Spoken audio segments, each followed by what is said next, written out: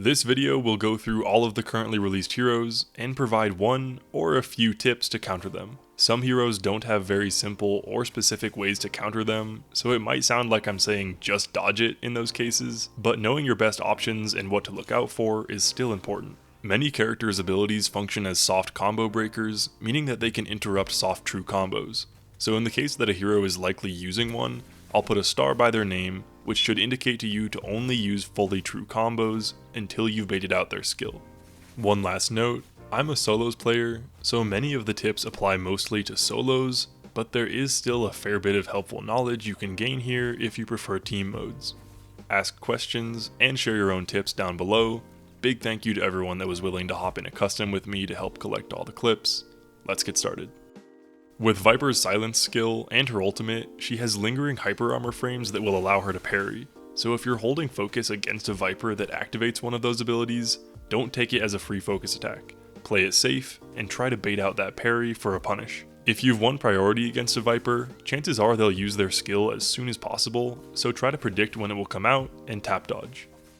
To dodge Temi-Wisps, you don't need to overhold and you certainly don't need to release. You only need to armor one stagger frame, then hold dodge out. If you're patient and don't waste all your stamina trying to get distance, it will be pretty easy to avoid these. I'll also mention that if possible, grappling a Temulch immediately after they use their skill is a pretty good way to reverse their reversal of aggression. Matari players will tend to teleport upwards, so try to anticipate that and grapple them immediately. If she leaves behind an afterimage, that's a sign that S3 is in use, meaning that anytime in the next 9 seconds, Matari will be able to teleport back to that location. If you notice the afterimage, stay relatively close to it while grappling her and trying to bait the teleport. Against her ultimate, know that there is nothing guaranteed off of her backstab, as long as your feet are on the ground. If you're in the air and get backstabbed, you'll be open to a focus attack, so just try to stay grounded. Tarka has pretty much the easiest access to infinites with his ultimate, so if you see a katana wielding Tarka, chances are that's what you have to look out for. If you're running a combo breaker skill, really try to withhold using it until it's totally necessary. Tarka's skill is a soft combo breaker, so be careful not to overextend. Anticipate the skill activation, cancel any attack that you can, and start hold checking to keep priority. In this case, I'd recommend canceling your focus with jumps instead of dodges, just to conserve stamina. Kurumi has no combo breaker abilities, so take advantage of that and prioritize initiating her combos and don't worry about how long they take. Keep in mind that once her skill is deployed, the umbrella will attract melee aim assist, so if you're attacking next to it, be sure to hold forward to override that aim assist. As for her ult, when it's active, if you catch her with a light attack, most uppercut combos will carry her out of the healing zone, so make that your priority. There's not really a point to go for things that won't push her out of the zone, since she'll likely just heal it off anyways. Tianhai's skills aren't really much to worry about, since the most popular one is a simple combo breaker, and in solos, his ultimate is pretty much useless. All of his attacks are completely dodgeable on reaction, so just stay nearby, sneak in some hits between grabs, and wait for his ult to deactivate. In team modes, however, breaking line of sight should definitely be a priority. Yoto has a powerful skill, being S3, that is not only a combo breaker, but blocks attacks for long enough to get off a heal. However, there are some things it doesn't block, so keep in mind the tools you have to counter it. Flamebringer is the main thing you want to have, but other things like Temi-Wisp, Viper F, and more can get through the spinning blade. As for her ultimate, as soon as Yoto activates it, your best bet is to distance yourself or break line of sight, but if you're caught in a situation where you can't really run away, just conserve your stamina and try to tap dodge the strikes. Depending on how close you are, they can be pretty easily dodged. Valdas usually run S3, which is the combo breaker skill that spits out 3 bubbles that trap you for a very short amount of time. Typically not long enough for them to land a light attack, so always go for a tap dodge if a Valda tries to punish. You'll very likely be fighting against Valda U2, which means she'll gain a lot of buffer HP and access to CC spear throws. There's not really a point in trying to punch through this shield, since it only lasts for 15 seconds anyways, so my advice is just to keep your distance, tap dodge the spears, and wait for her ult to time out.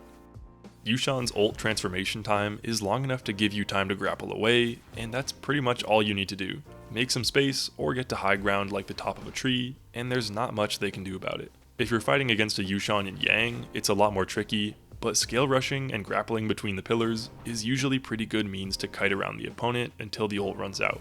Yueshan is probably using the combo breaker ability, and that's pretty much all it does unless you catch Yueshan in an uppercut, and in that case it will actually be a combo starter as well.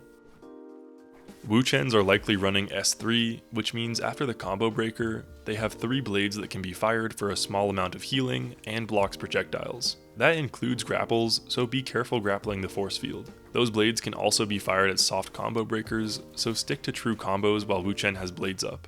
In the case of an S2 Wuchen, the blades are automatically fired at equal increments, so keep pace with that in your head and dodge them as best you can. Wuchen's U3 sets up 2 portals that can be really far apart, so be careful trying to stop someone from resetting, because oftentimes that will just result in you wasting grapples and losing the health advantage. Consider just taking the reset too. When it comes to Justina's ultimate, your best bet is pretty much just to charge focus as much as possible. U1 is the most popular pick, and the freeze can't proc on a focus charging opponent. If you want to play around U2 as well, you'll have to dodge the freezes, which can be done, it's just a little tricky. Most Justinas will use the combo breaker skill, so be aware of that, and if it's procced, make sure to not hit it, because you'll take damage if you do, and it actually stuns you long enough to be comboed. Most Takedas will be using S2 or 3, which allows them to punish charging focus, so if you're up against one that hasn't used their skill yet, try to keep hold checking to a minimum until you can bait it out. Against Takeda's ultimate, keep in mind the cooldown between each of his demonic strikes, so if you land a basic attack, you know if you have time for a short combo. For the most part though, you just want to keep your distance against a Takeda with his ult active. Zipping's skill provides very effective defense since it can be used as a soft combo breaker, and in the case of her most popular skill, it negates stagger from basic attacks. That does not mean the easy solution is to throw blue attacks, because that is what a zipping will be expecting. Instead, for the short duration of the skill uptime, try to bait out parries and take small bits of damage where you can, while waiting for the shield to disappear. Feria's ultimate shrouds her in a mech with a sizable health bar, but it doesn't change her own health. This means that if Feria pops her ult while low HP, some well-placed range shots, or any type of burn damage is extremely effective at finishing her off. As a side note, if she's already in turret mode and immune to damage, you can pretty reliably tap dodge or even jump the shots, since most Ferias will fire as fast as they can, making it very easy to predict. Akos's first skill is by far the most common, and can typically be dodged pretty easily if you're on the lookout for it. In his ultimate, Akos is always looking to land his pounce combo starter, so that's the main thing to look out for to predict and tap dodge. Zai's skills are usually pretty easily tap dodged, so definitely be patient and try to do that on reaction, but with her ultimate, your best option is, well, to run away. Fighting a Zai point blank in ult is very difficult, but if you're using a character with a gold focus ability that allows you to avoid her almost constant stagger, like Tarka's punch or Takeda ult, you can actually win the face-to-face fight. If you see a Zai charging up an attack, you can pretty reliably double jump over it and grapple away after. Tessa's ultimate can be tap dodged, so always try to do that, but in the case that you're hit by it, trying to secure an uppercut is one of the best ways to safely interact with the orb. Tessa's will usually immediately follow up their ult with a light attack, so try to armor that attack, uppercut, and then interact. If you're using a character with a gold focus ability or a teleport, keep in mind that you can actually just completely counter the stun from Tessa's ultimate with the right timing. That just about wraps up the video. I really hope these tips help you out with countering tough heroes, and I'll see you next time.